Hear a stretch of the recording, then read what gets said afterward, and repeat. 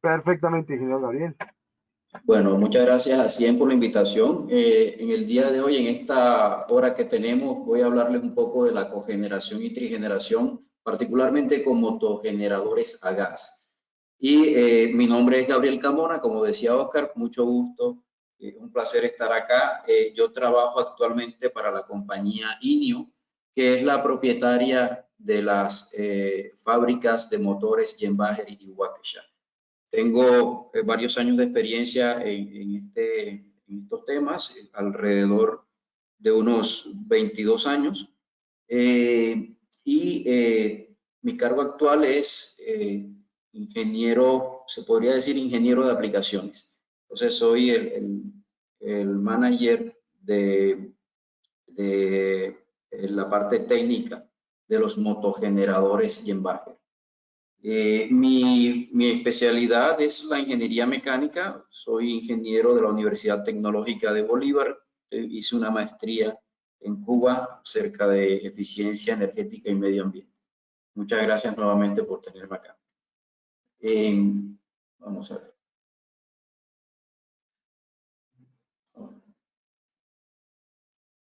Muy bien, entonces vamos a iniciar la presentación. En la agenda de hoy tocaremos temas de generación de energía, sobre todo la generación de energía en sitio o energía distribuida, aspectos claves y básicos de motogeneradores a gas, la recuperación de calor y los ahorros que se pueden dar a través de esa recuperación, y finalmente hablar un poco de los costos y los componentes de la tarifa de energía eléctrica para revisar si es realmente viable emprender una recuperación de ahorro en estos tipos de sistemas. El concepto principal de la generación de energía, sobre todo la energía distribuida o energía en sitio, nace de la autogeneración y la cogeneración, que aquí, como lo están viendo, son conceptos, tomemos los conceptos que nos da la regulación colombiana principalmente, que es muy similar a la de muchos países de nuestra región. Define la autogeneración como la actividad que se realiza por personas naturales o jurídicas y que producen energía eléctrica principalmente. Y esto es para atender sus propias necesidades. Aquí falta algo clave y es que se produce en el sitio donde se va a consumir. Es lo que normalmente se hace en la autogeneración. Entonces no es algo que se hace en un sitio para utilizarse en otro, sino que es generación de energía eléctrica para aprovecharse en el sitio donde se va a consumir. Y la cogeneración agrega un concepto adicional y es que también hay una producción de, además de energía eléctrica, de energía térmica.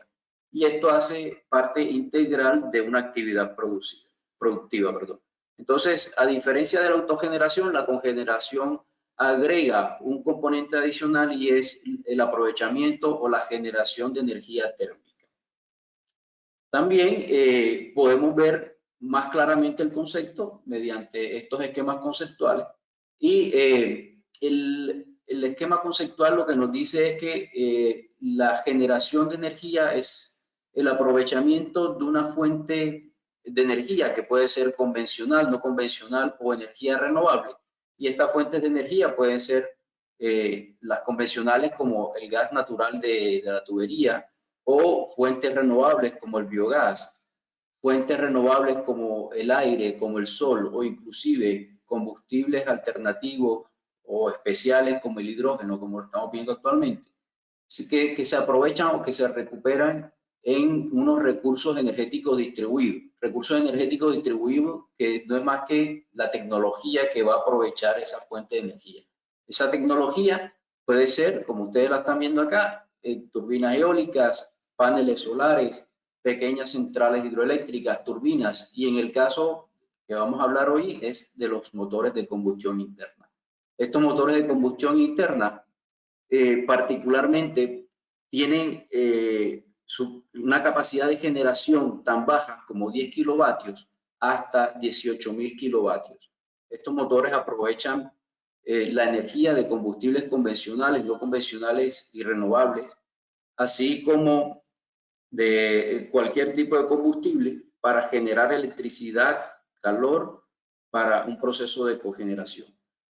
Tienen amplia experiencia usando biogás, gases de planta de tratamiento de aguas residuales, gases de rellenos sanitarios, así como gases con mayor energía, con mayor poder calorífico, como el gas asociado al petróleo, y combustibles especiales, como actualmente estamos viendo el uso del hidrógeno.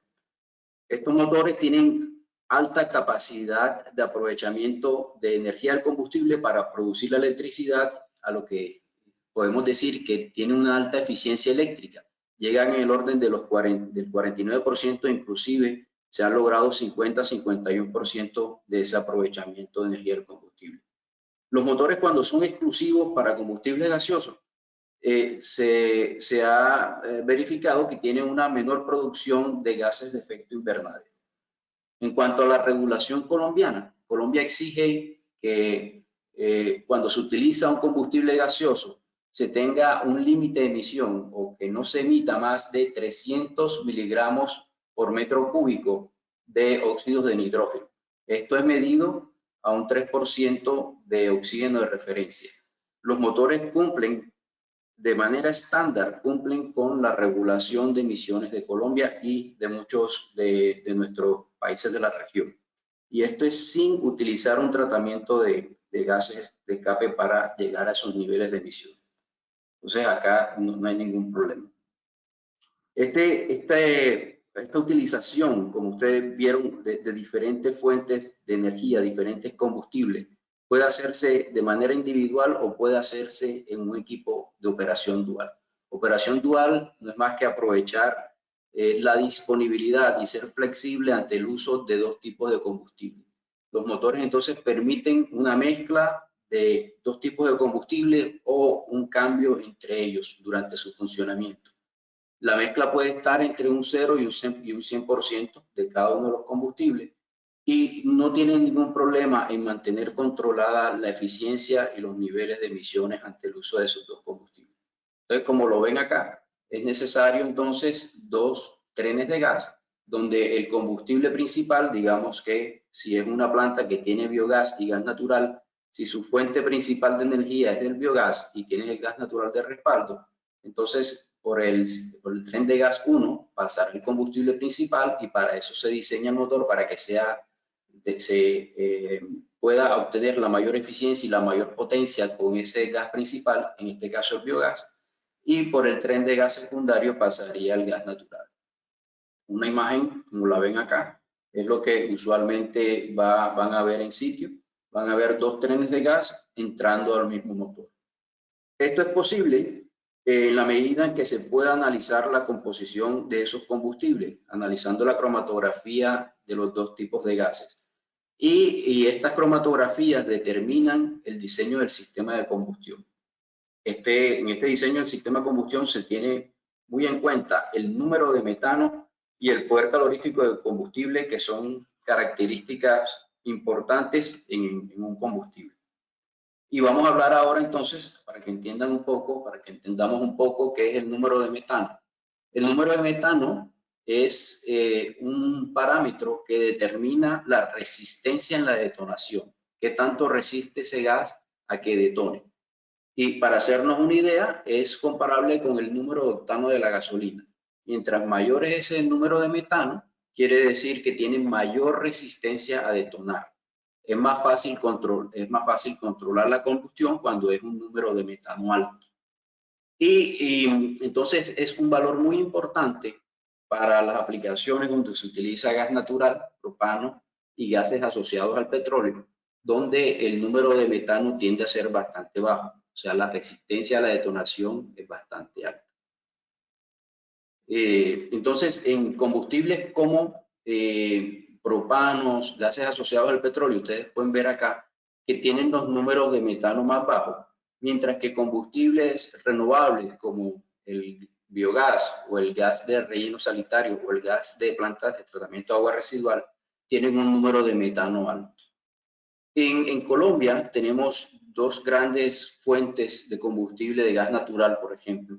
Y aquí una pequeña comparación de esos dos combustibles. El gas de ballena, que es un gas que llega mucho a la costa colombiana, y el gas de Cusiana, que es un gas que llega al interior y a occidente del país, tienen diferentes números de metano y también tienen diferentes contenidos de metano. No hay que confundir entonces el contenido de metano en la cromatografía de un gas con el número de metano de esa cromatografía. Para el caso del gas ballena, tiene un contenido de metano de 98% y su número de metano es 97, mientras que el gas de Cusiana tiene un contenido de metano de 88%, los demás componentes hasta llegar a 100 van siendo propanos, butanos, etanos, etcétera, mientras que su número de metano es de 65. Entonces tiene baja resistencia a la detonación. El gas de Cusiana tiene que ser tratado diferente dentro de la dinámica de la combustión de los motores que el gas de ballena, porque el gas de Cusiana es más fácil que detone, es menos resistente a la detonación que el gas de ballena. Los motores van a ser diferentes entonces dentro de su dinámica de combustión.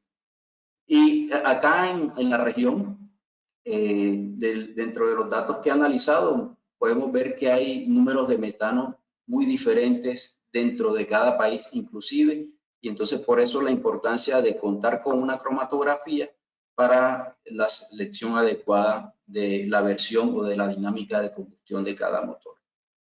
El poder calorífico del combustible, el lower heating value y el higher heating value, son propiedades también muy importantes que determinan la dinámica de combustión. El valor calorífico del combustible o el poder calorífico del combustible es una cantidad de calor que se obtiene después de la combustión y esto es medido por unidad de volumen. Entonces, las unidades del poder calorífico vienen expresadas en unidad de energía por unidad de volumen, como lo ven acá. En una escala logarítmica se podría decir, como lo ven acá, igualmente se puede observar que el propano y los butanos son combustibles que tienen los mayores poderes caloríficos. Tienen 2.5 o 3 veces más energía por unidad de volumen que un gas natural. Mientras que los biogases tienen alrededor de un 60% de la cantidad de energía que tiene el gas natural. Entonces, hay una cierta relación entre el número de metano y el poder calorífico. En la medida en que se tenga mayor poder calorífico, se tienen menores números de metano. En la medida en que se tengan menores poderes caloríficos, se tienen mayores números de metano.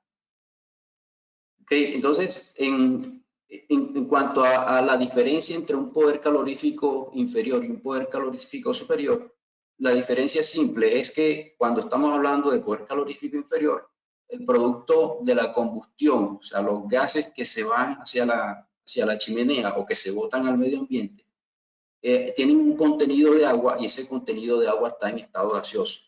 Mientras que el poder calorífico superior, el contenido de agua o el vapor de agua que llevan los gases de escape es llevado a estado líquido.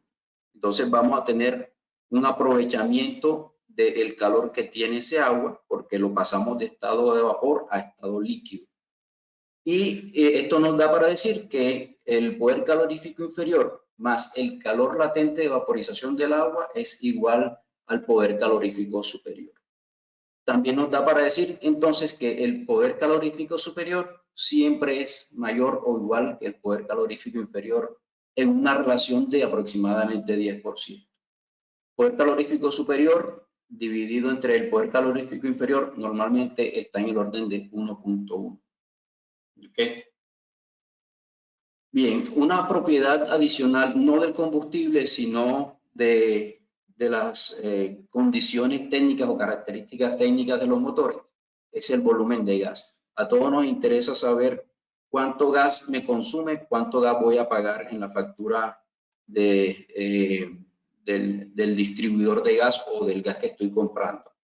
Y el volumen de gas no es una propiedad ni es una característica ni del combustible ni de las máquinas.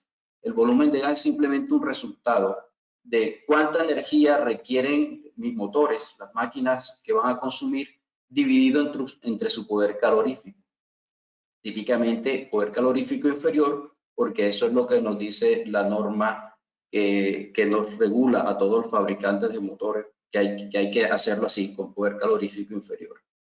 Entonces, En esta tabla que ustedes ven aquí de datos técnicos de un motor que trabaja, por ejemplo, con gas natural y con biogás, cuando está trabajando con gas natural, esta propiedad o esta característica de power input o de energía de entrada es propia del motor. Entonces sabemos que este motor requiere 3.443 unidades o kilovatios de energía, y si el combustible que está llegando, que está entrando al motor, tiene un poder calorífico inferior de 10 kilovatios hora por normal metro cúbico, entonces puedo obtener mediante esta ecuación que el volumen de gas es de 344 normal metros cúbicos hora.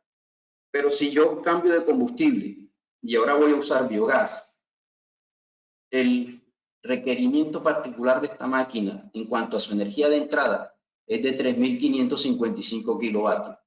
Y ahora este gas tiene un poder calorífico inferior de 5 kilovatios hora por normal metro cúbico.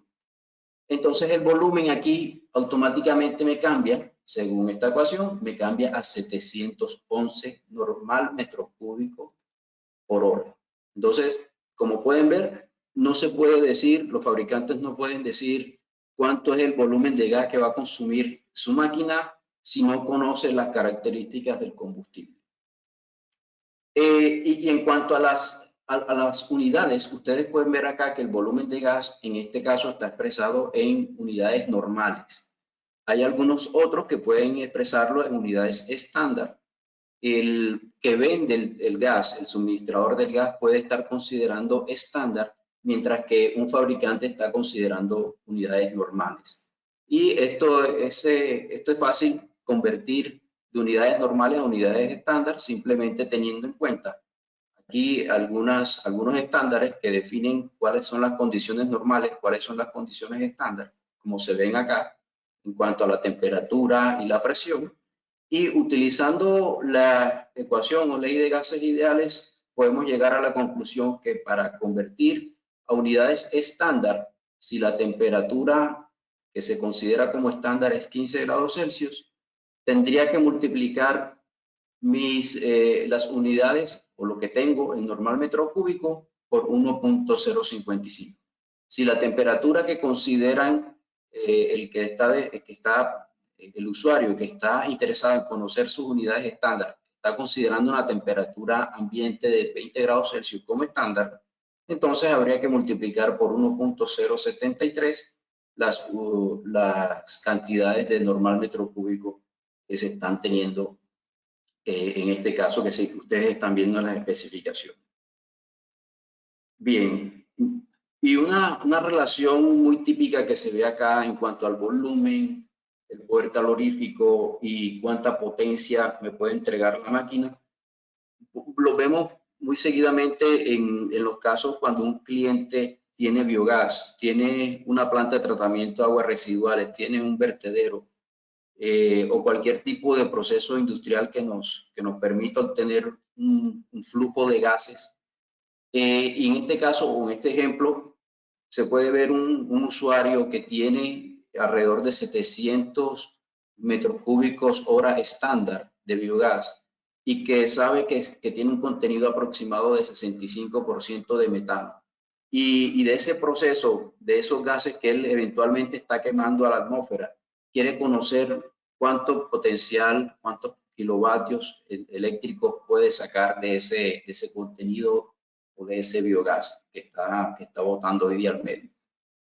Para unos cálculos rápidos podemos decir que si queremos conocer el poder calorífico inferior de ese gas, podemos usar el contenido de metano que tiene ese gas, dividirlo por 10 y eso nos da un poder calorífico inferior de 6.5 kilovatios hora por normal metro cúbico. Esto es muy estándar, esto es una regla de Dedeaux bastante acertada.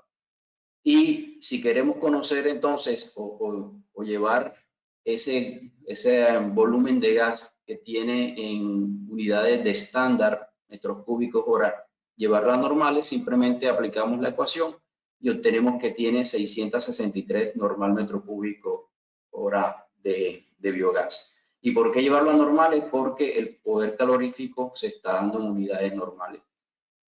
Y de aquí entonces podemos conocer la energía que tiene ese biogás. y eventualmente esa sería la energía de entrada al motor.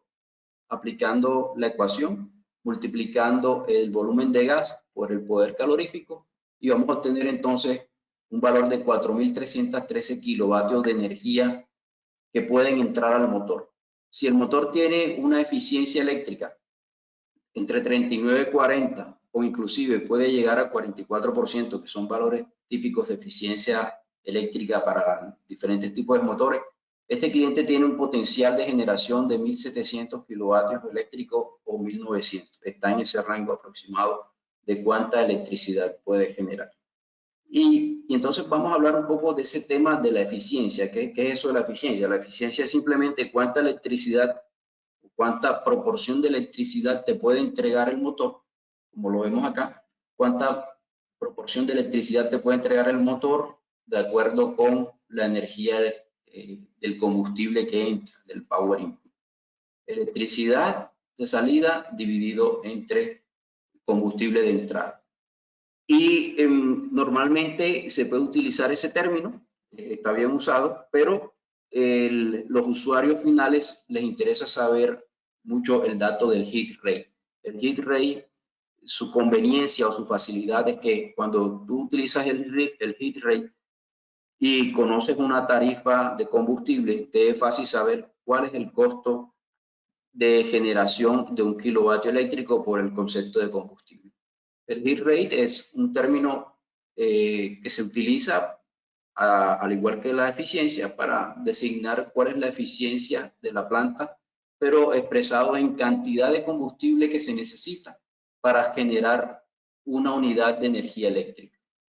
Y veamos este caso, si ustedes conocen la eficiencia eléctrica de 40%, por ejemplo, normalmente basado en poder calorífico inferior, recuerden que la norma nos dice que digamos la eficiencia basada en poder calorífico inferior, se puede conocer fácilmente el hit rate dividiendo por una constante que es 3.412 dividido entre la eficiencia. Esto nos da entonces un hit rate en unidades de BTU por kilovatio hora. Y esas unidades son 8.530 BTU por kilovatio hora, le corresponde a esa eficiencia de 40%. Otra vez, basado en poder calorífico inferior. ¿Por qué hago siempre estas aclaraciones? Porque mientras los fabricantes estamos hablando de poder calorífico inferior, los que facturan, los que venden los combustibles, lo están cobrando en base a un poder calorífico superior. Bien, entonces el hit rate es el inverso a la eficiencia eléctrica, y en la medida que el hit rate sea más bajo, significa que va a haber más eficiencia. En la medida que consuma menos combustible, por ejemplo, en este caso, en el caso anterior, en el ejemplo anterior, a una eficiencia de 40% le corresponde un hit rate de 8.530 BTU por kilovatio hora. Pero ahora vamos a un hit rate más bajo. ¿Cuál sería la eficiencia si yo tengo un hit rate de 8.000 BTU por kilovatio hora? Nuevamente, se hace ahora la división de 3.412 dividido en 8.000 y me da que la eficiencia ahora es de 42.65. ¿Okay? Entonces se comprueba que en la medida que el hit rate sea más bajo, mayor es la eficiencia. Y como les decía, la importancia del hit rate o la facilidad de este número es que en la medida en que conozcamos la tarifa de gas, en este caso $5 el millón de BTU, como les dije, normalmente expresado en poder calorífico superior, podemos conocer entonces cuánto es el costo variable del combustible, multiplicando el hit rate que está expresado, lo quiero llevar, como lo tengo expresado en poder calorífico inferior, lo expreso ahora en poder calorífico superior. Acuérdense que la relación es 1.1. Me daría que el hit rate expresado en poder calorífico superior es de 8.800 BTU por kilovatio. Y es simplemente multiplicar estos dos valores, el hit rate expresado en poder calorífico superior por la tarifa de gas. Al final voy a encontrar que esto me está dando $44 el megavatio hora eléctrico. ¿Okay? Entonces, es muy fácil entender que si yo tengo una tarifa de $100 el megavatio eléctrico, entonces este proyecto es viable. Pero si mi tarifa es de $40 el megavatio eléctrico, de entrada digo, este proyecto por autogeneración no me conviene, no es viable. Bien, entonces, para que un motor funcione, para que este motor entregue electricidad al usuario, necesita unos sistemas auxiliares. En este caso, pueden ver acá algunos sistemas auxiliares, como es el gas de suministro, del cual hemos hablado. Necesita ese gas realizar la combustión y ser evacuado mediante un sistema de exhausto. Ese gas entonces es aprovechado por el motor para generar electricidad alguna parte y otra parte debe ser evacuada en forma de calor. Esta forma de calor se divide en varios sistemas, entonces los gases de escape se llevan una parte del calor, el aceite lubricante también se lleva una parte del calor y el sistema de refrigeración del motor se lleva una parte de calor. Entonces, los motogeneradores a gas generan electricidad y también generan calor. Y ese calor se puede recuperar para cogeneración en diferentes sistemas. El sistema de gases de escape, el sistema de enfriamiento del motor, el sistema de la mezcla de aire-combustible que normalmente se encuentra en el turbocompresor cuando los gases pasan por la turbina. Allí entregan algo de calor y debe ser evacuado también. Y el sistema de enfriamiento de aceite. Entonces, de todos estos sistemas podemos recuperar calor y la forma de recuperarlo o el arreglo que pudieran tener esos diferentes sistemas ya depende de la aplicación. La aplicación puede ser, en este caso, agua caliente, por ejemplo, como lo muestra en esta figura. Hay diferentes arreglos de esos sistemas o recuperación de calor de esos sistemas que pueden tener los fabricantes.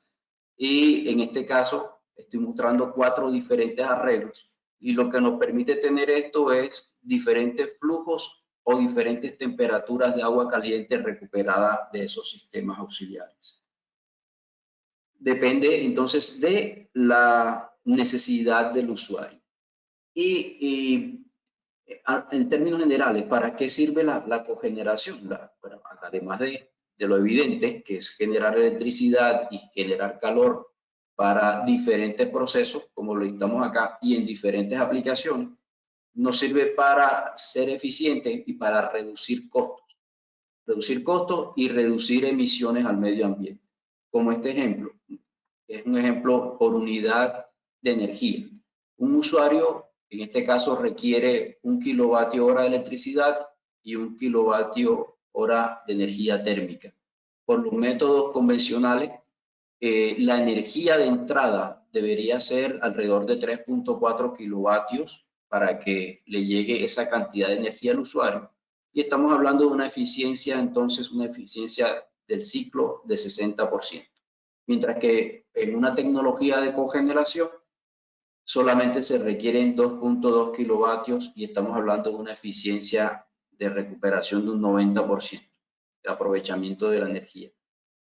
Y como es evidente acá, hay una reducción significativa de emisiones de CO2 que es fundamental y una ventaja importante en este tipo de sistemas.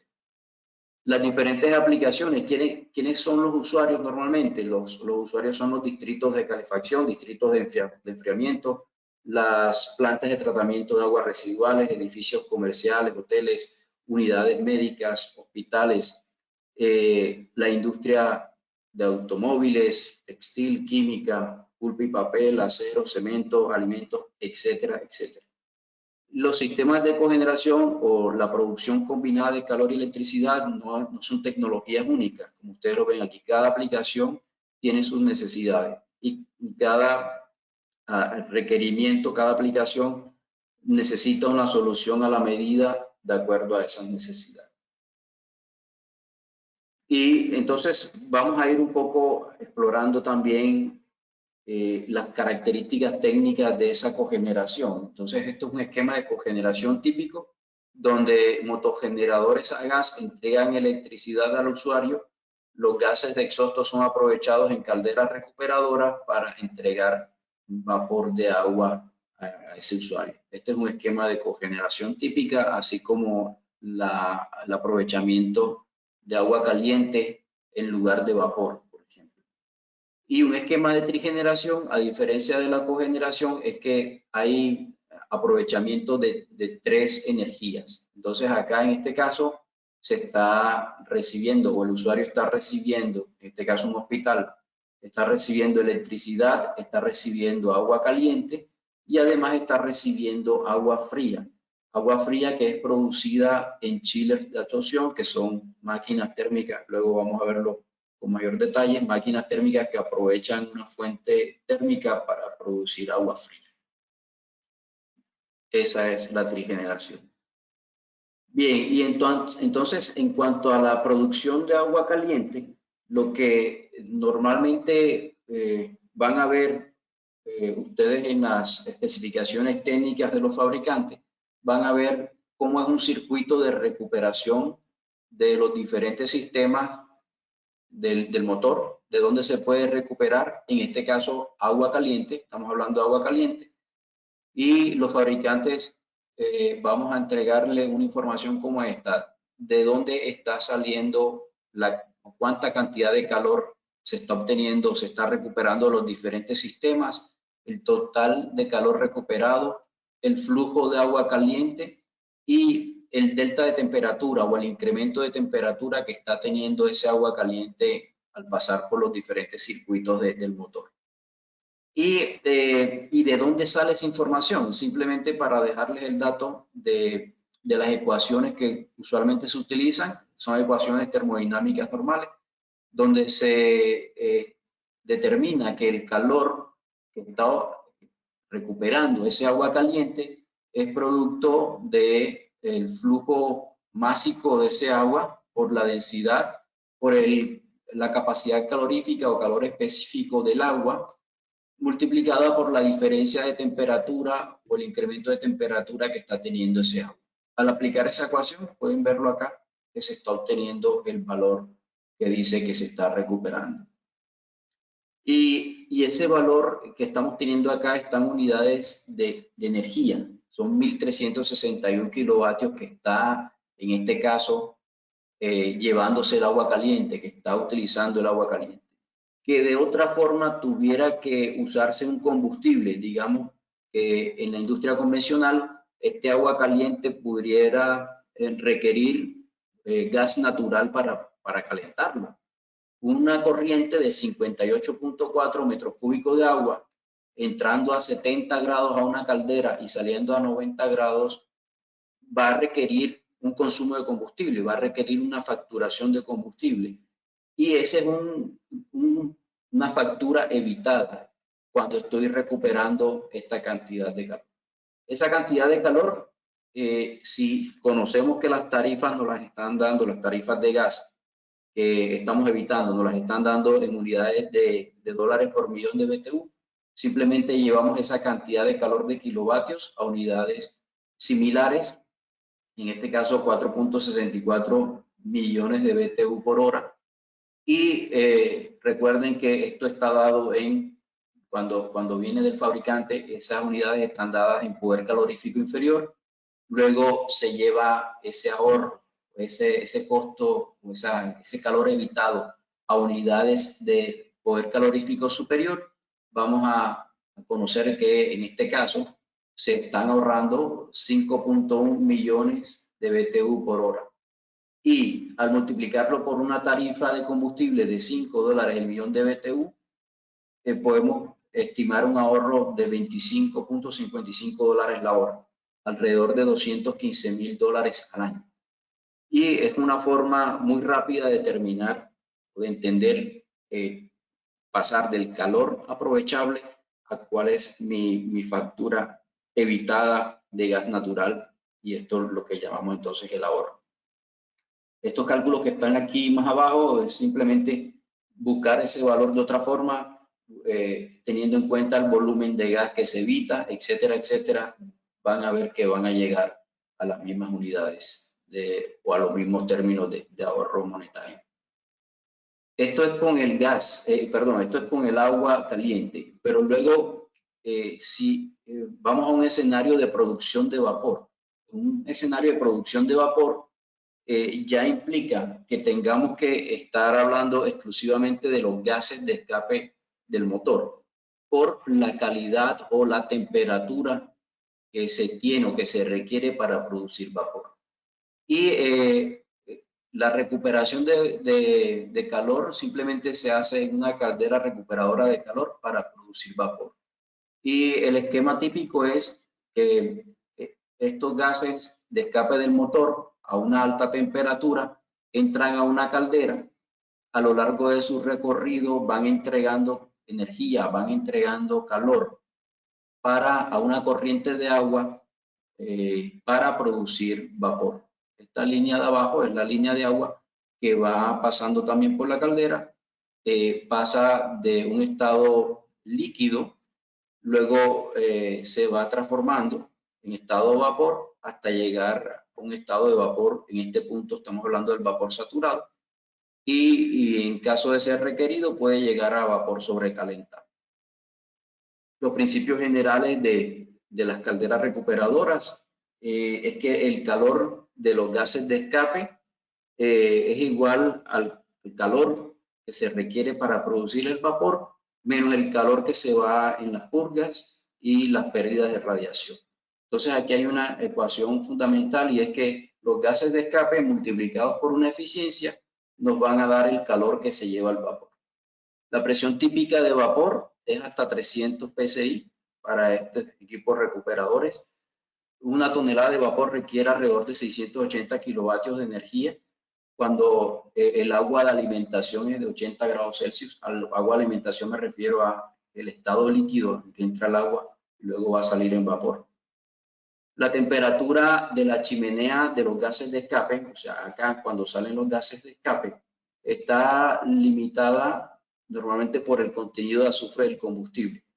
La temperatura de gases de escape para un gas natural es inferior, digamos que puede llegar a valores mínimos cuando estamos hablando de gas natural, y mientras que para el biogás o combustibles especiales que normalmente tienen un mayor contenido de azufre, la temperatura de gases de escape es mucho más alta.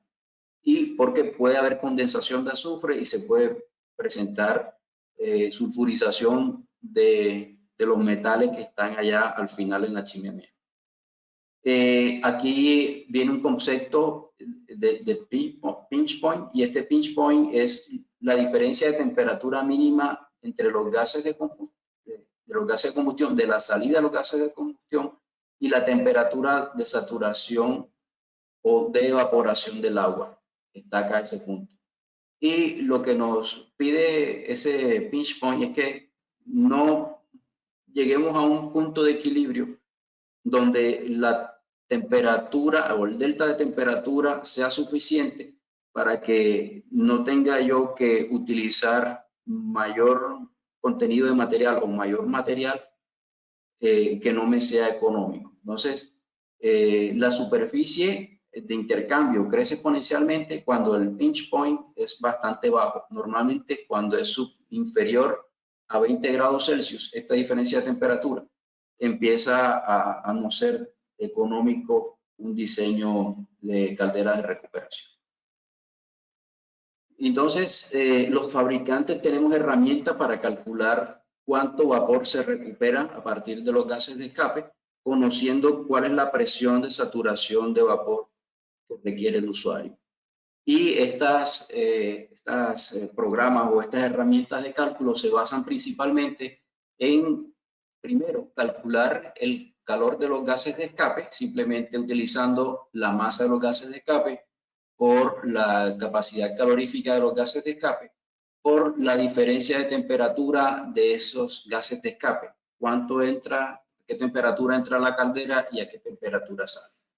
Entonces, por el lado del flujo másico de gases de escape, eso es bastante conocido.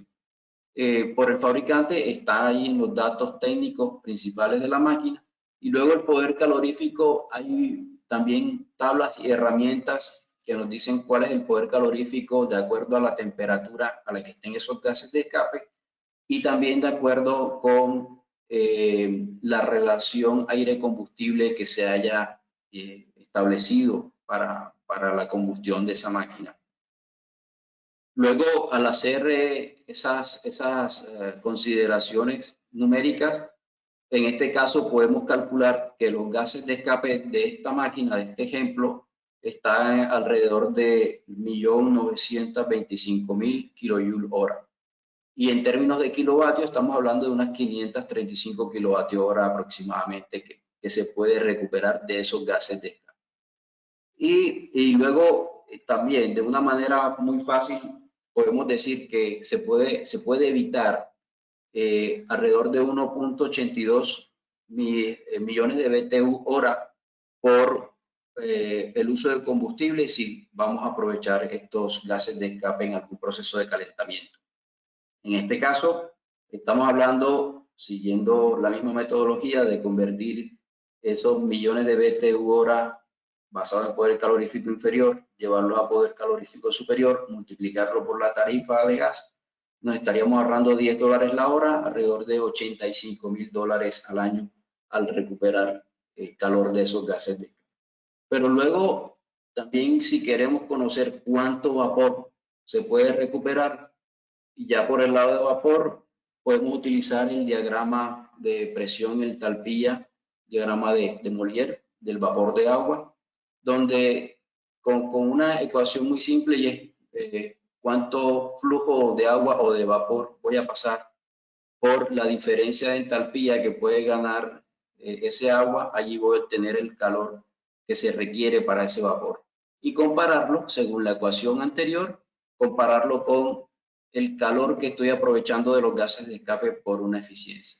Y la diferencia de entalpía es simple, simplemente ubicar las características de ese agua que las conozco, la que va a pasar por la caldera, y es saber a qué presión necesito ingresar yo ese agua, en este caso 9 bares, por ejemplo.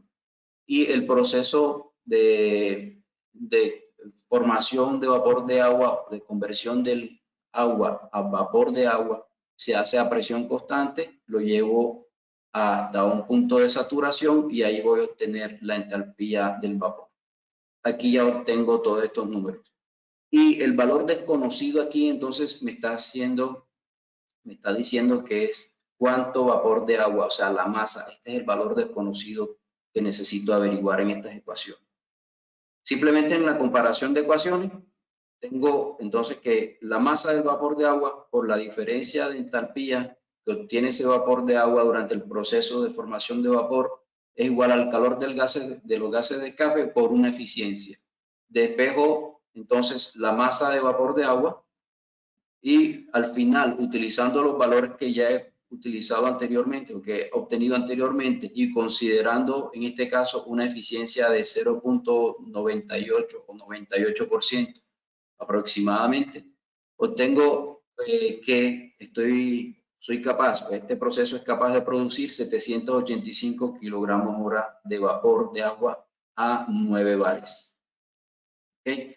Hay herramientas, como le digo, los fabricantes todos tienen herramientas para obtener esa producción de vapor a través de cogeneración. Bien, y luego entonces hablando de otro proceso que es la producción de agua fría. Para esa producción de agua fría se necesitan otros equipos como son los chillers de absorción. Los chillers de absorción son simplemente máquinas térmicas que aprovechan una fuente energética, aprovechan un calor y en una solución de bromuro de litio agua, realizando un ciclo de refrigeración para producir agua fría. Entonces, a partir de una fuente térmica, mediante un ciclo de refrigeración, al final obtengo lo que quiero, que es agua fría. En este caso, agua fría a 7 grados Celsius, que es lo típico usar acá, y esto depende también del proceso. Pero estas unidades que ustedes ven acá son las unidades normalizadas o estándar por el estándar que ellos manejan, que es la ARI 560. Y de acuerdo a la calidad de esa fuente térmica que vaya a ingresar al chiller, así también hay unos diferentes tipos de chillers de absorción. Entonces, si la fuente térmica es agua caliente, estoy entonces debemos considerar un chiller de una etapa. Si la fuente térmica son gases de escape o vapor, en este caso a 8 bares o 9 bares absolutos, como lo vimos anteriormente, se puede considerar un chiller de 2 etapas. Y si hay una combinación de ambos, gases de escape y agua caliente, hay unos chillers también de energía total que le llaman, que pueden utilizar ese tipo de fuentes energéticas. La diferencia está en el coeficiente de desempeño o la eficiencia que tiene cada uno de esos tipos de chillers.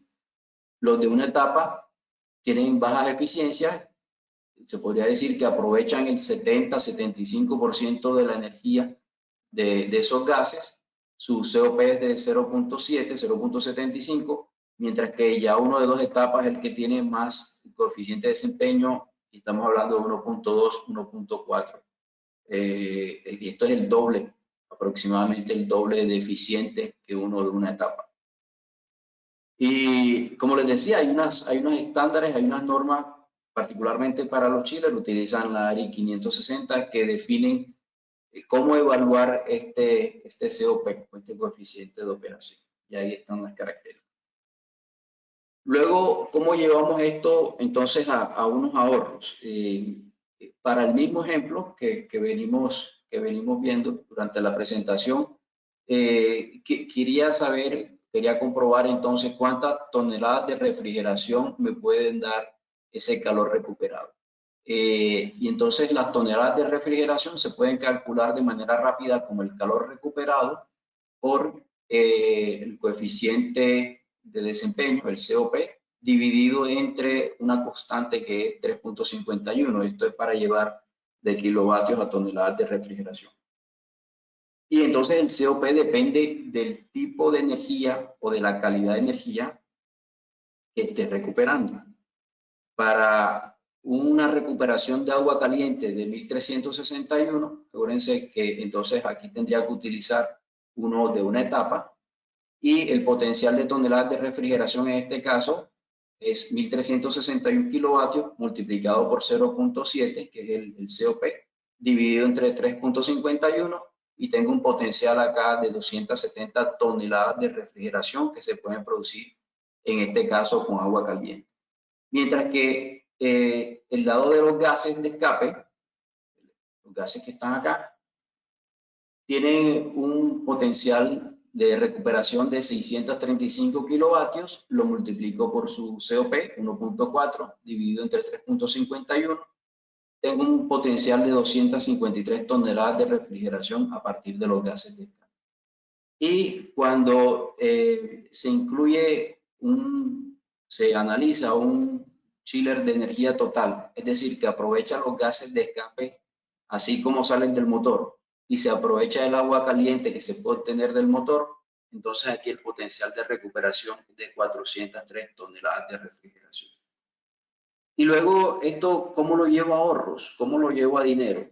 Tenemos entonces unas tablas que nos dicen, si tú no hicieras esto, si tú tuvieras chillers convencionales, como son los chillers eléctricos, tendrías entonces que ver qué tipo de chiller tienes. Entonces, este tipo de chiller puede ser reciprocante, rotativo, tornillo, etcétera, etcétera. Diferentes tipos de chillers eléctricos que tienen los usuarios, que tienen las industrias, hospitales, centros comerciales, etcétera. Y entonces su índice de consumo, cuántos kilovatios necesita para producir una tonelada de refrigeración, depende del medio de condensación. Cuando son condensados por aire o cuando son condensados por agua, tienen diferentes indicadores o índices de consumo de energía eléctrica por tonelada de refrigeración. Los que utilizan como medio de condensación el agua son más eficientes que los que utilizan aire. Simplemente la diferencia es que van a tener torres de enfriamiento para que les llegue ese agua como medio de condensación. Entonces, si Si tenemos entonces, digamos, en el caso de tener un potencial de recuperación de 270 toneladas de refrigeración y tenemos un chiller, lo comparamos con qué podemos ahorrar, cuánto podemos ahorrar si tuviéramos un chiller enfriado por aire reciprocante o rotativo o scroll, que tiene un índice de consumo de 1.1 kilovatios de energía eléctrica por tonelada de refrigeración. Podemos decir que aquel chiller eléctrico que se estuviera utilizando necesitaría 297 kilovatios de energía eléctrica para generar las 270 toneladas de refrigeración. Y esta cantidad de energía eléctrica es la que se estaría evitando al producir las 270 toneladas de refrigeración por medio de cogeneración o trigeneración. Si este usuario tiene una tarifa de 400 pesos el kilovatio hora, se estaría ahorrando alrededor de 120.000 pesos por hora. ¿Okay? Si llega a producir esa cantidad de toneladas de refrigeración a través de un chiller de absorción en proceso de cogeneración. Bien, y entonces aquí queremos saber si eso, qué tan bueno o malo, qué tan viable o no viable son esas cantidades que dijimos de ahorro económico. Bueno, hay que entender que para poder obtener esos niveles de ahorro, para obtener cada hora esos ahorros, se necesitan ciertas inversiones, que en el caso de la generación distribuida, la autogeneración o cogeneración, se requeriría invertir en equipos, en traer esos equipos al país, en hacerle pruebas, en instalarlo, etcétera, etcétera, y tener unos costos operacionales por el uso de combustible, la operación, mantenimiento, y eventualmente va a haber un ahorro, lo que implica un mayor impuesto de renta. A diferencia de simplemente pagar una tarifa de generación, transporte, distribución y comercialización por el medio convencional de comprar la energía a la red. Normalmente, cuando estos proyectos se realizan, se hace un análisis de ciclo de vida, life cycle cost, se ponen todas esas variables en un flujo de caja y alrededor, alrededor de toda esta evaluación, al final vamos a tener unas tarifas de energía eléctrica. Y que si por medios tradicionales, como lo vemos acá, una tarifa es de 100 centavos de dólar el kilovatio, esa es nuestra base de comparación para decir si cuando analizo ese proyecto económicamente es o no viable. En este caso es viable porque los costos de combustible, el CAPEX, el OPEX y otros costos que tengo incluidos para un proyecto de cogeneración y los ahorros que me da por invertir en una recuperación del calor, me está diciendo que efectivamente en este caso mi tarifa o mi costos unitarios de energía eléctrica por un proyecto de cogeneración son inferiores a lo que estaría pagando a la red o al que me esté suministrando la energía. Y aquí aparece un concepto que se puede evaluar muy rápidamente desde el inicio de la presentación, lo comenté un poco, y es la diferencia entre cuánto se paga por el uso del combustible, por la factura de combustible unitaria versus cuánto se debería pagar por el kilovatio eléctrico a la red. La diferencia entre esos dos tarifas es lo que le llaman el spark spread. Y entonces, en este caso, el spark spread puede ser absoluto cuando restamos los 10 centavos de dólar por kilovatio, 100 dólares el megavatio, se lo restamos al costo variable del combustible, nos está dando una diferencia de 56 dólares el mega. Y el spark spread normalizado, en este caso, es 56%. Esto nos da cierta idea de si un proyecto es o no viable y nos da cierta idea porque normalmente el CAPEX y OPEX de este tipo de proyectos se encuentran entre 3 y 4 centavos de dólar el kilovatio o 30, 40 dólares el megavatio, típicamente. Así como puede ser gas natural, también se pueden hacer análisis para fuentes no convencionales de energía, inclusive renovables. Los fabricantes tenemos amplia experiencia en este tipo de proyectos. Puede ser renovable como aprovechar el gas que sale de una planta de tratamiento de aguas residuales, el biogás que sale del proceso de producción de aves, de animales, de cerdos, vacas, etcétera, o en los rellenos sanitarios. También actualmente estamos hablando mucho de combustibles alternativos, nuevos combustibles como el hidrógeno. También, particularmente con la empresa que trabajo, tenemos experiencia en el uso del hidrógeno, pero hoy día no es tan viable generar con hidrógeno a no ser de que tu proceso lo tenga disponible o eventualmente se tengan algunas ayudas del gobierno.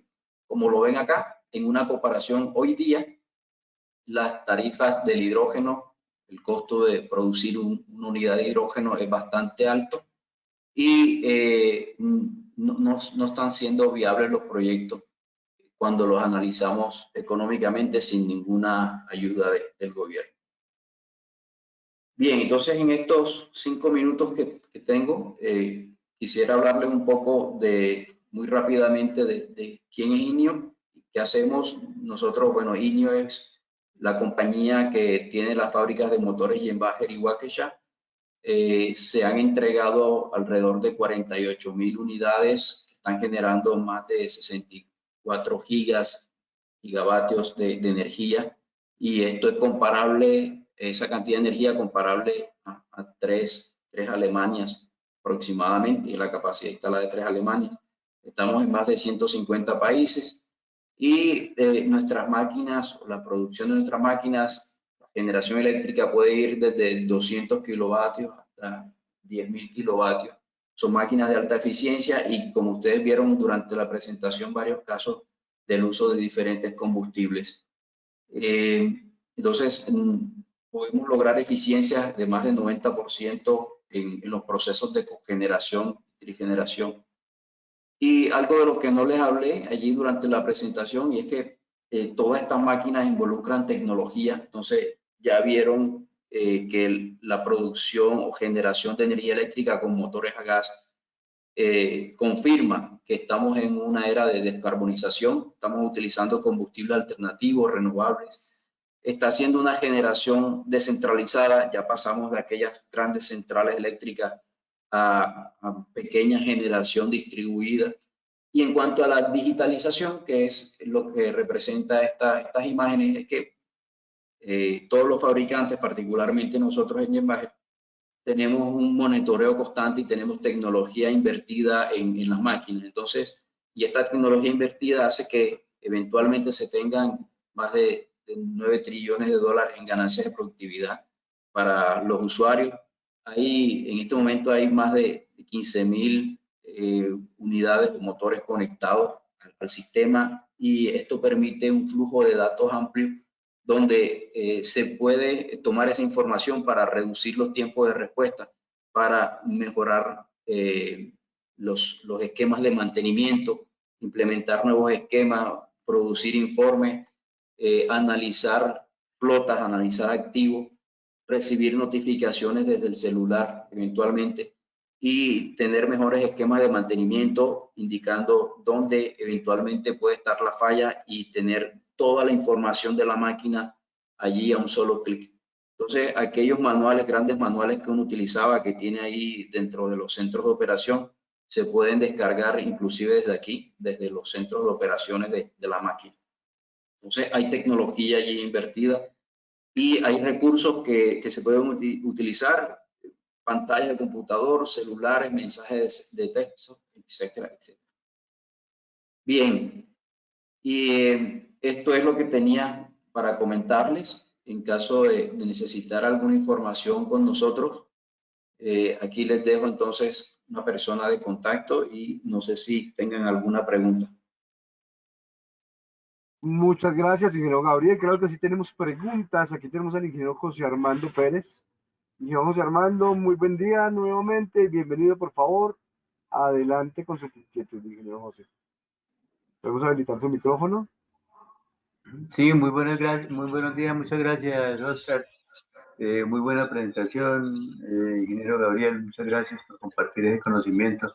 Tengo unas preguntitas, sobre todo lo del principio, cuando se vio que el número metano de gas de Cusiana era menor que el número metano de gas de La Guajira, en términos de calidad, ¿cuál sería el mejor gas para producir energía eléctrica? Para nosotros los fabricantes podemos utilizar cualquiera de los dos, pero si queremos hablar de cuál puede darte mayor eficiencia, eventualmente el gas de ballena puede ser un gas. Si estamos hablando solamente de producción de energía eléctrica, los motores tienen mayor eficiencia eléctrica cuando utilizan mejores números de metano, en este caso gas ballena. Pero si tu proceso o tu proyecto, si tú utilizas calor, eventualmente la eficiencia eléctrica mayor implica una menor eficiencia térmica. Vas a recuperar menos calor. Entonces hay que hacer un balance y la respuesta sería, si solamente vas a usar el gas para generación eléctrica, un número de metano alto como el gas de ballena es bueno, pero si es un proceso de cogeneración donde además necesitas el calor y la eficiencia eléctrica no te va a favorecer, entonces acá puede ser Cusiana. Ah, ok, muy bien. La otra pregunta que tengo es en términos de eficiencia, por ejemplo, para calcular la eficiencia de la generación está involucrado el motor a gas y el generador. El motor a gas vi que tenía unas eficiencias en promedio del 40% y los generadores tienen eficiencias de por encima del 95%. Entonces ahí, pues la eficiencia de ese sistema sería el producto de las eficiencias. Pero Es correcto. ¿cómo se calcularía la eficiencia si yo ya si tengo motor a gas acoplado con generador para producir energía eléctrica, gases Sí, de combustión para calentar agua, para hacer cogeneración e inclusive para hacer trigeneración? ¿Cómo se calcularía, cómo se abordaría el tema de la eficiencia total de la unidad productiva? sí, bien. Estos términos que está viendo acá son de eficiencia eléctrica. Entonces ya es una combinación de la eficiencia mecánica del motor, digamos, en este caso de 40. Puede ser una eficiencia de 42, 43 la eficiencia mecánica. Mientras que la eficiencia del generador, como usted dice, va entre 96 y 98. Entonces, ese 42, 43% de la eficiencia mecánica del motor multiplicado por la eficiencia del generador, que es bastante alta, 96, 98, nos van a resultar en 40% de eficiencia eléctrica. Cuando decimos eficiencia eléctrica, ya está involucrando la eficiencia mecánica del motor y la eficiencia del generador. Otro sería la eficiencia mecánica. Cuando se habla de eficiencia mecánica, allí se está limitando al motor, no se tiene en cuenta el generador. Y luego estamos hablando solamente de la producción de electricidad en este caso. Y luego, para el caso que usted me pregunta, ya involucramos entonces las cantidades de kilovatios que se van a recuperar. Por ejemplo, si en este caso que vemos acá, se genera un kilovatio hora eléctrico y se genera un kilovatio hora térmico, la suma de estos dos me da 2 kilovatios. Si la energía que está entrando en este caso es 2.2 kilovatios hora y esta energía viene dada por la energía que le aporta el combustible, aquí se suman estas dos energías, aquí daría 2, dividido entre 2.2 y aquí es donde se obtiene el 90% de eficiencia total. Ah, muy bien. Y la otra pregunta es en el panorama que está a la vista en el mediano plazo de la transición energética, ¿cómo ve el futuro de la cogeneración con gas? Sí, en la medida en que la electricidad tenga, vamos acá a la presentación, en la medida en que la electricidad siga manteniendo sus altos costos y no tengamos problemas, si estamos hablando exclusivamente del gas natural en Colombia, el gas natural en Colombia, de las reuniones que he participado, estos congresos de Naturgas, siempre hay una conclusión, o sea, hay un panorama de que no hay gas, pero durante estos congresos se reafirma que sí hay gas. Entonces, se podría decir que fuera de ese caso, si se asegura que tenemos gas, lo normal para muchas regiones en Colombia, particularmente en Colombia, muchas regiones en Colombia, estos proyectos de cogeneración a gas son viables en la medida en que tengamos una tarifa de gas más o menos estable y tengamos unas tarifas de electricidad más o menos estables que nunca bajan, siempre van a incremento, ¿no? Esto sucede en algunas regiones, porque hay otras regiones donde están las empresas están instaladas cerca de los centros de generación, grandes centros de generación. Por ejemplo, en Antioquia se tienen grandes centros de generación y allí la tarifa de electricidad es un poco más baja, bastante más baja que en la costa, por ejemplo. Y la diferencia allí de Antioquia, por ejemplo, con la costa. Antioquia tiene grandes centros de generación, bajas tarifas de energía eléctrica y tiene altas tarifas de gas porque no tienen pozos de gas, mientras que en la costa hay relativamente bajas tarifas de gas, relativamente, y altas tarifas de energía eléctrica porque no tienen grandes centros de generación económicos. Hay centros de generación, pero con tecnología, usos de combustible que son más costosos. Entonces, particularmente para el gas natural, se ven posibilidades en ciertas regiones de Colombia, dependiendo de tarifas de energía eléctrica y tarifas de gas. Y luego, siempre va a ser una ventaja cuando eres el generador del combustible. Generador del combustible, por ejemplo, el biogás. Si el usuario tiene alguna de estas posibilidades, normalmente va a tener combustible gratis. Y ese combustible gratis va a hacer que su tarifa tienda a ser un poco más baja en la medida en que lo sepa aprovechar y tenga la capacidad para invertir en ese aprovechamiento. Ok, muy bien, muchas gracias. Y la última pregunta es con respecto a lo de la cromatografía de gas, en donde se hablan de dos límites, el límite inferior y el límite superior de poder calorífico. ¿Ese límite inferior o superior salen de un muestreo o de la misma muestra, de una sola muestra de gas, arrojan esos dos límites? Correcto. La cromatografía del gas, ¿qué es? Es una fotografía de cuáles son los componentes del gas. ¿Y qué componentes estamos hablando? Estamos hablando de metano, etano, propano, butano, de C6 hacia adelante. Y también va a tener algo de nitrógeno, algo de CO, CO2, etcétera, etcétera. Entonces, la cromatografía es eso. Tomar todos esos componentes del gas, ponerlos en un programa o en una herramienta que analiza esos datos y nos arroja su número de metano y nos arroja el poder calorífico que tiene ese gas a partir de esa cromatografía. Ok, perfecto. Muchísimas gracias, ingeniero Gabriel. Muy formal. Felicitaciones por la conferencia. No, muchas gracias a usted, hermano. Gracias, señor José Armando. Bueno, tenemos más preguntas aquí. Vamos con el ingeniero Alejandro García. Vamos a ver si el ingeniero cuenta con micrófono. Ingeniero Alejandro, tiene su micrófono habilitado.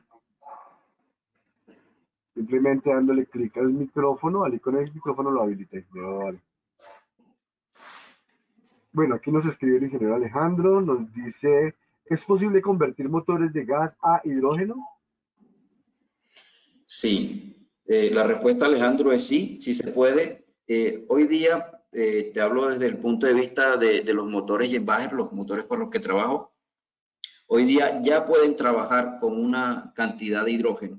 Inclusive en Europa la regulación está permitiendo que se pueda inyectar cierta cantidad de hidrógeno en el pipeline, en la tubería. Entonces están obligando a que los fabricantes puedan, sus máquinas tengan capacidad de generar con hasta cierta cantidad de hidrógeno. Entonces nuestras máquinas hoy día sin ninguna conversión ya pueden trabajar con ciertas cantidades de hidrógeno. Entiendo que podríamos estar hablando un 5, 10 y creo que hasta un 15%.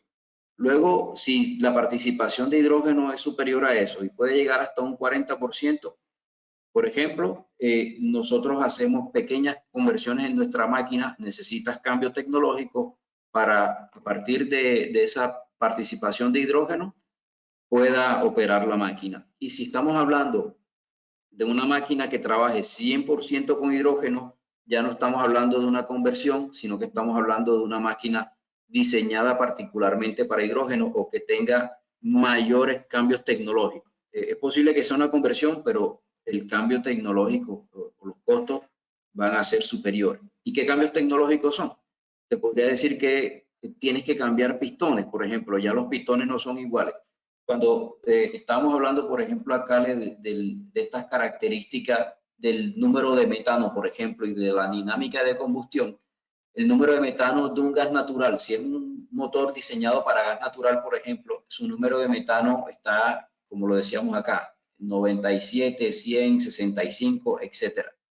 Mientras que el número de metano del hidrógeno, la resistencia a la detonación del hidrógeno es bastante baja. El hidrógeno detona muy fácilmente. Entonces tienes que cambiar los componentes internos de la combustión, pistones, la dinámica de la combustión y hacer ciertos ajustes en hardware, por ejemplo, el punto de ignición, etcétera. La presión de inyección del hidrógeno también te cambia. Necesitas un tren diferente de hidrógeno.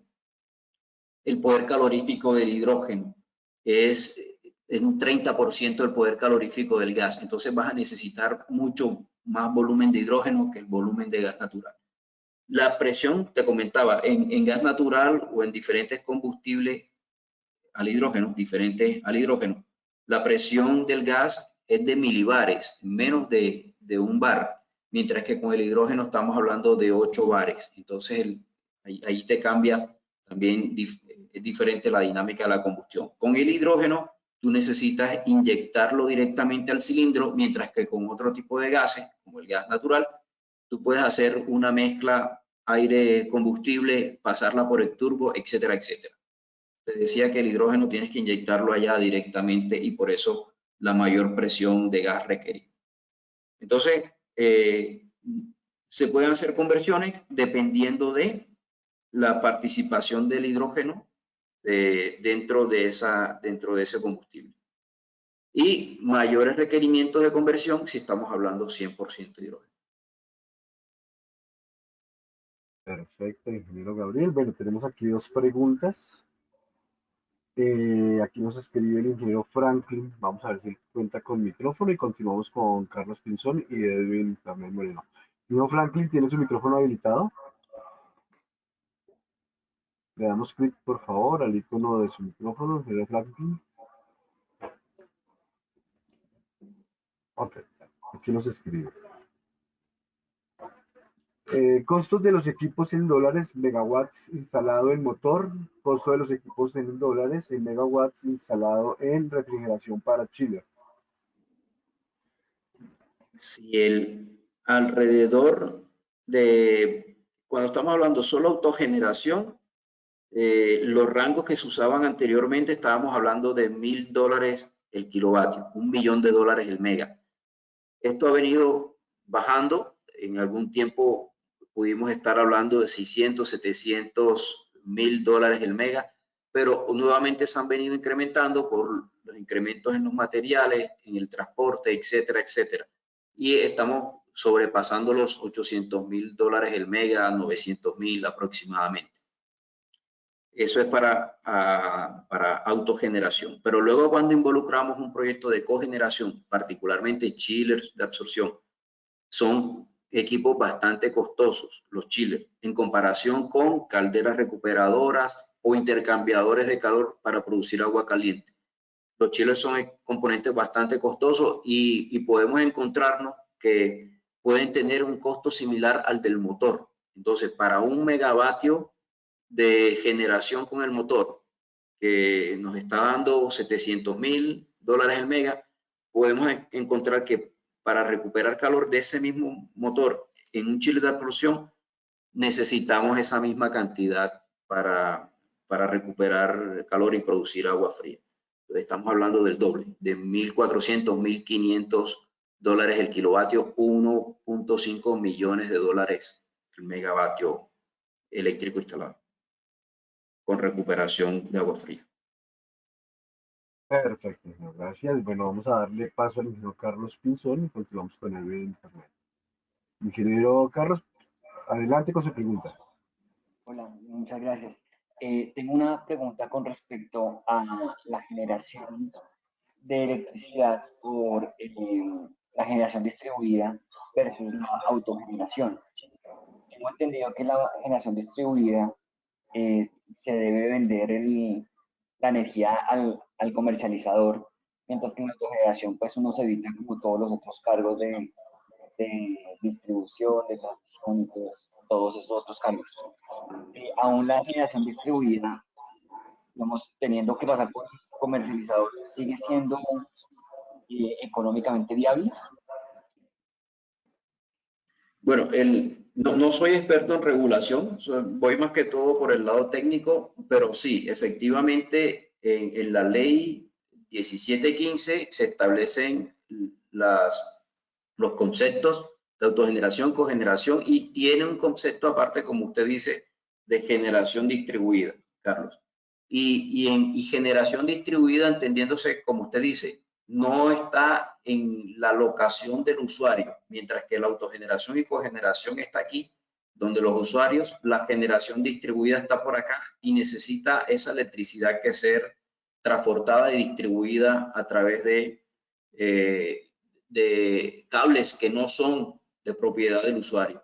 Entonces allí, cuando no son propiedad tuya, ya tienes que pagar, ¿no? Y además del tamaño de tu planta, tienes primero que ser despachado a través de un centro de despacho y tienes que entrar a pujar, se podría decir, por que salgas despachado. Entonces tienes que buscar tarifas viables y tu tarifa depende de tu costo. O sea, tú propones qué tarifa vas a vender de acuerdo a los costos que tú tengas. Para muchos la generación distribuida es viable. Hay muchos proyectos actualmente, ustedes lo han visto, eólica, solar, etcétera, etcétera, que ya tienen comprador, o sea, que participaron en una subasta, propusieron precios y les dijeron, sí señor, se la compro a esas condiciones. Además que estos tienen unos cargos por capacidad, por confiabilidad, perdón, y que también reciben en la medida en que estén disponibles para generar su energía. Entonces, si es negocio, sí he visto que es negocio porque hay propuestas de generadores distribuidos para entregar esa energía. Pero si la pregunta es, si es negocio que yo ponga una generación aquí en mi planta para vender electricidad, normalmente no. Normalmente no es tan buen negocio. El negocio está más que todo en los ahorros que tú recibes por sustituir la electricidad que compras. ¿Y por qué no es tan buen negocio? Porque no te van a pagar lo mismo. Aquí no te van a pagar lo mismo que si lo generaras por acá de manera central. De acuerdo. Tengo entendido. El valor más o menos por kilovatio es como, habíamos dicho que era como de 400 pesos el de autogeneración. No, ese es un ejemplo. 400 pesos puede ser la tarifa ya final que le llega a un usuario y eso es en una zona del país. Hay otras zonas en que las tarifas, esto al final depende de dónde tú estás conectado. Si estás conectado en un nivel de tensión de 480, de 13.2 o nivel de tensión 3, que ya supera por allá los 30 y tantos mil kilovoltios. Entonces, de acuerdo al nivel de tensión donde estás conectado, así también va a ser tu tarifa. Entonces, cada caso es diferente. Esos 400 no son generales, eso es para un caso. También depende de dónde estás ubicado, en qué zona del país estás ubicado. Las tarifas de los diferentes niveles de tensión no son iguales acá en la costa que en Antioquia o que en Bogotá, etcétera, etcétera. E inclusive en Bogotá tú ves tarifas de 600, 700 pesos el kilovatio aproximadamente. Sí, eso es cierto. Entonces, no es un tema no es una tarifa general. No, me refería ya al tema más o menos aproximado de autogeneración con gas. Sí, sí, también depende más que todo de dónde estás ubicado también y a qué tarifa te llega el gas. Entonces, aquí la manera rápida de descubrir cuánto te vale eso es por acá. Entonces, perdón, aquí. Puedes ver esta, la del hit rate y eficiencia. Entonces, aquí depende mucho de esta tarifa. Tú puedes tener, tú conoces un poco cuál es la eficiencia de la máquina. En este caso, por ejemplo, esta es una eficiencia estándar de las máquinas. Entonces tú puedes tener o puedes tomar 8.800, al final es 8.8 multiplicado por la tarifa de gas, en dólares por millón de BTU. Eso te va a dar una idea de cuánto es la tarifa. En este caso, acuérdate, 8.8 o 9 puede ser tu valor constante, lo multiplicas por la tarifa en dólares por millón de BTU y te va a dar cuánto es la tarifa de gas. Y a eso le sumas unos 30, 40 dólares por megavatio, que son el concepto de CAPEX y el concepto de OPEX. Entonces, por concepto de gas, ya sabes cómo obtenerla. Y por concepto de CAPEX y OPEX, le sumas 30, 40 dólares el megavatio y ahí te va a dar. En este caso, si le sumamos eso, digamos que nos está dando 80 dólares multiplicado a 80, 90 dólares multiplicado por 4.000 y eso al final nos está dando 360 pesos por kilovatio. 9 por 4, 360, 400 pesos el kilovatio.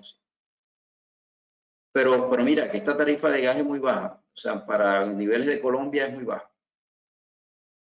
Esto lo vemos en otros países, pero a niveles de Colombia estamos hablando de 7, 8, 9, depende de la zona. Ya entiendo, perfecto. Una pregunta, ¿esta presentación se va a grabar? ¿Se distribuye o algo así? ¿Cómo está? Sí, Carlos, se va a compartir.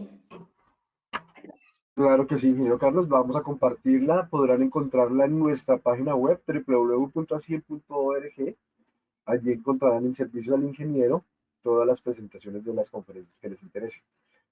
Continuamos con las preguntas del ingeniero Edwin Farney Moreno. Ingeniero Edwin, muy buena tarde. Por favor, le habilitamos su micrófono. Ingeniero Edwin, adelante con su pregunta.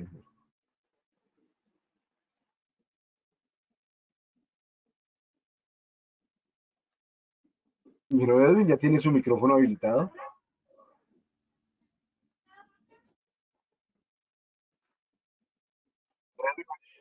Características para generar con gas y con propano. Muchas gracias. Pero Edwin, entraste un poco tarde, escuché características para generar con gas y características para generar con propano. Sí, correcto. Pues mi primera pregunta era, ¿cuál es la diferencia o cuáles son ventajas y desventajas dentro de estos equipos convencionales de generación de gas y las microturbinas de gas, que también son generadoras? Y mi segunda pregunta es, ¿cuál es la diferencia entre generar energía con gas natural y propano? Muchas gracias, ingeniero. Buen día. Sí, gracias, Edwin. Bueno, empiezo por la segunda, respondiendo la segunda. Entonces, en la medida en que nosotros analicemos el combustible, en este caso gas natural, puedes ver que tiene unas características de detonación que el propano. El propano, cuando hablamos de propano o GLP, pueden haber un mundo de definiciones. En Colombia, la definición de GLP o de propano es una, y es de acuerdo a lo que te da Ecopetrol, que viene de Cusiana. El GLP de Cusiana tiene una característica particular y es que contiene alrededor de 60% de propano, 40% de butano. Y eso nos dice que eso tiene una mayor detonación que el propano que encontramos en otros países, el propano HD5. La definición de HD5 es que el propano, la composición de propano en ese combustible es superior al 90% y la del butano no es mayor a 5%, por eso el 5. no más de 5, mientras que acá en Colombia, acuérdate que estamos hablando de 40% de butano. Entonces, primero, características para el propano de Colombia. Lo normal es que estas máquinas tan eficientes como las nuestras tengan un alto derrateo cuando queman un propano o un GLP colombiano. ¿Y eso por qué? Porque ese propano tiene una alta probabilidad de detonación. Su número de metano es bastante bajo. Alta probabilidad de detonación quiere decir que nuestras máquinas o las máquinas eficientes, no solo las nuestras, sino las de muchos fabricantes, de todos los fabricantes, no puedes utilizarla al 100% de su capacidad. En la medida en que tú la uses al 100% de su capacidad y la relación de compresión que va a tener ese combustible, ese propano colombiano allí adentro, va a tener alta posibilidad de detonación y eso te va a detonar, va a tener una combustión incontrolada. Entonces lo que se tiene que hacer es bajar la potencia nominal de esa máquina. Normalmente con el gas de Colombia podemos estar hablando de un 60-65%. Y entonces ya no vas a tener la misma cantidad de electricidad y la misma eficiencia que tuvieras si utilizaras un gas natural, por ejemplo. Entonces esa es la característica con el gas propano de Colombia. Con el gas propano HD5, que es un gas internacional que puedes encontrar en Centroamérica, el Caribe, inclusive aquí en Colombia también se podría encontrar, pero en muy baja participación. Con este gas propano, como no tiene tanto butano, la máquina no se derratea tanto, y entonces, pero igual se derratea, o sea, se derratea es que pierde potencia para poder tener una combustión controlada. Entonces, vas a tener también menos potencia y un poquito menos de eficiencia que utilizarás un gas natural. Y también la relación de compresión, esa relación de volumen inicial, volumen final que tiene el combustible dentro de la máquina cuando se comprime, también va a ser menor, va a ser diferente y por eso es esa diferencia o esa pérdida de potencia que tiene. Ese cambio de relación de compresión cuando utilizas gas natural o utilizas un combustible como propano, hace que tengas que cambiar un poco la dinámica de combustión interna cambiando componentes. Y es posible que cuando una máquina está 100% trabajando con gas natural y 100% trabajando con propano, es posible que no tenga los mismos pistones, la misma superficie allí que tiene el pistón que te da la relación de compresión, etcétera, etcétera. Y luego, me comentabas que qué diferencias tienen con la microturbina. Bueno, en cuanto a la microturbina, al final, la microturbina, si estamos hablando de un proceso de autogeneración exclusivo para generación de energía eléctrica, al final las turbinas requieren mayor participación de aire dentro de su combustión y esto hace que sean menos eficientes. Mientras un motor, como lo viste allá, podríamos lograr en grandes motores 49-50% de eficiencia, en los motores pequeños 39-40%, en los motores intermedios 44-45% de eficiencia.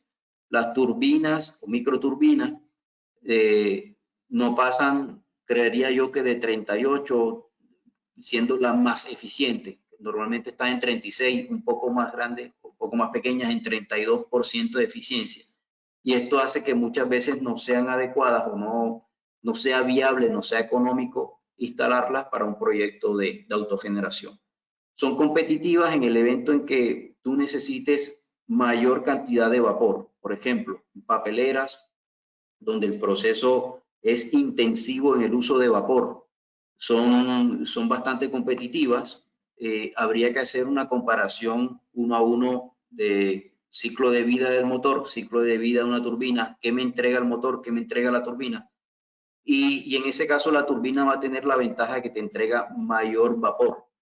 ¿Okay? Entonces, para algunos procesos, esto depende de la relación calor-electricidad que tenga el proceso. Es un elemento de diseño de los procesos de cogeneración, cuánta calor requiere, cuánta electricidad requiere tu proceso, versus la relación calor-electricidad que te entrega cada una de las tecnologías de la máquina. La relación calor-electricidad de las turbinas, microturbinas, es alta, o sea, te entrega mucho calor en comparación con la electricidad que te entrega. La relación calor-electricidad de los motores es un poco más baja o intermedia, te entrega casi la misma cantidad de calor que en kilovatios que lo que te entrega kilovatios eléctricos, mientras que la relación calor-electricidad de las tecnologías renovables, por ejemplo, turbinas eólicas y paneles solares, no tienen relación calor-electricidad porque no te entregan calor, te entregan solo electricidad. Entonces, en un diseño de un esquema de cogeneración hay que tener en cuenta muchas cosas, las tarifas de gas, las necesidades energéticas de tu proceso, para decir cuáles son las ventajas y desventajas de cada una de las tecnologías. Edwin, espero que haya respondido la consulta. Mil gracias, sí, señor. Vale. Gracias, ingeniero Edwin. Bueno, por tiempo ya nos pasamos lo establecido por la conferencia. Ingeniero Gabriel, ¿podemos por favor proyectar sus datos de contacto para que los ingenieros que quedaron con las preguntas pendientes se las puedan transmitir a este correo electrónico? Y si nos permite el ingeniero Gabriel, puede darle respuesta también a esos ingenieros. Claro que sí. Muchas gracias a ustedes, Manuel, sobre todo. Claro que sí, ingeniero